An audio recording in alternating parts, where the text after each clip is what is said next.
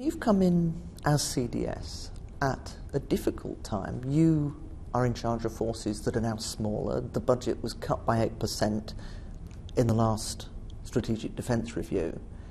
The army is going down to 82,000, so a cut of 20,000 with reservists replacing regulars. Is there an issue there with morale? I think there are undoubtedly some challenges, some huge challenges. If you just look at what the army is being asked to do in terms of continuing to fight a campaign, to downscale its numbers by 20,000 regulars, to bring 20,000 of its people back from Germany, to restructure, to build up the strength of the reserves, and all during this take other things like public duties and Olympic security in its stride. Yeah, these are huge challenges. But in terms of how we look at morale, that's not about individual happiness. I couldn't possibly say that everybody in the British Army or armed forces is happy on a given day. But it's about the ability to endure in times of real austerity, endure through times of hostility, in times of pressure. And I think if anything has demonstrated the resilience of the morale of the British Armed Forces, it's the last couple of years and the fact they still continue to perform and are one of our nation's unique selling points. It's now 12 years on, 445 British lives lost, and an Afghan president who says that security is no better and that NATO has caused suffering. What's your reaction to that? Well, I think that you've got to have a view on Afghanistan that's from a strategic basis.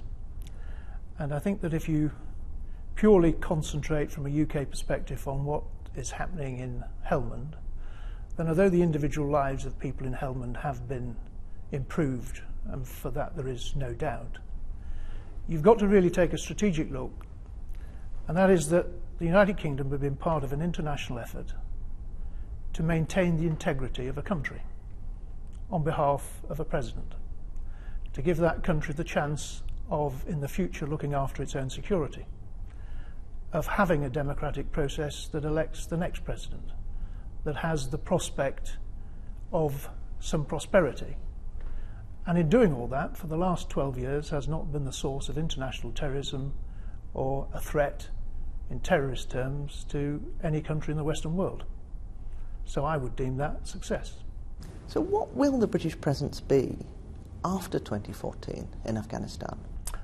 It's our intention to have a British presence, but of quite a modest nature and defined to do certainly two specific things.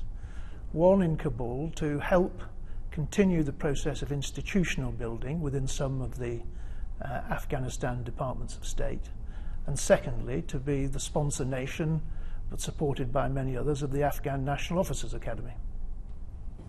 And what happens though if America doesn't manage to get a bilateral security agreement? Then do we leave? Does the whole of NATO leave? I think that a bilateral security agreement is a precondition, both for the status of forces agreement of NATO and for the presence of all troops. But I think that that is heading for, with reasonable confidence, a satisfactory outcome.